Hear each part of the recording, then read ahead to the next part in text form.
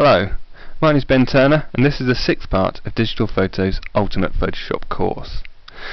In this part we're going to look at some simple black and white techniques and how we can convert this rather dull colour image taken at Padstow Harbour into something a bit more special and a bit more classy.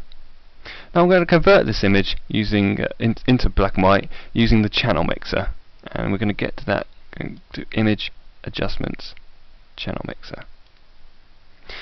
And this is my favourite one to use because it's so flexible and we can really play with the colours. Now first thing to do is just to hit the monochrome box here to convert it to black and white, and there we go. That's actually what I'm after straight away. Because the boat was red, it's very saturated. By using the red channel alone, the more red the lighter it is. So that looks great. The boat really stands out from the rest at the background. Or if in contrast we tried entering 100 in blue instead, so it's entering 0 in there, 100 in here, you can see the boat's very dark, and that's very nice, but the sky's a bit flat, and I'm going to go for red. So enter 100 in there and click OK. Right then, let's get a bit more contrast. It's a bit flat still. So let's start off by going to Levels. That's what we'd normally go for. Image, Adjustment and Levels.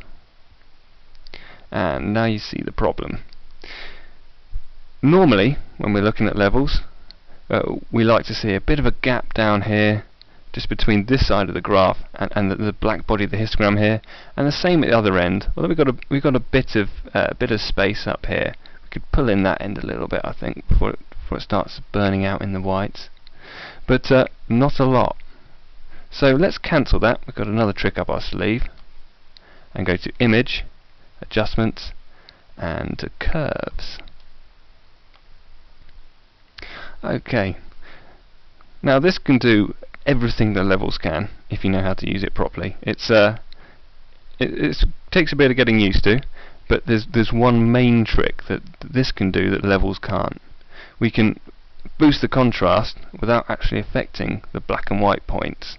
So we can lighten all of the lighter colours without actually bleaching them out. Now we're going to do that by just creating a simple S-curve, and it's really easy. First of all, just click down here on the bottom quarter and just drag that down. Just clicking and dragging. I'm just going to do this by eye to think about right. Now you'll notice that's darkened the whole image down. It's just one of the many shapes we can have here. This is kind of similar to moving the grey slider in levels, but that's not quite what we want, because what we want to do now is do the opposite really. Just click on here in the top quarter, just drag that up, and there you can see the slight S coming in, and we can just adjust that by eye. Don't want to go too high so we don't want to lose all detail. Let's maybe give it a touch more black, and there we go. Just click the preview, you can see before and after. That's very, very pleasing. Let's click OK. Okay, not quite done with the contrast still yet, because this reflection is not quite as punchy as I'd like it to be. So let's just drag out the bottom corner of the image here, just to give some working space around it. And let's click the lasso tool from the toolbox. Now just clicking outside the image, I'm just going to run across here, then back round the outside of the picture. Notice that it doesn't really matter where my cursor is outside, as long as it is.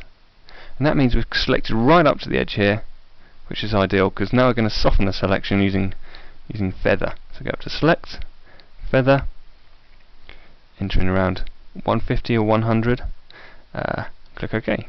That's quite a bit of feathering, so it's a very soft edge. You won't be able to see the edge when we do the levels now. So let's go to Levels, Image, Adjustment, Levels, and just drag up this white slider just to give it a bit more white in there. See how much more details coming out here now? That's pretty nice. So let's click OK, and then lose the selection by going to Select, Deselect.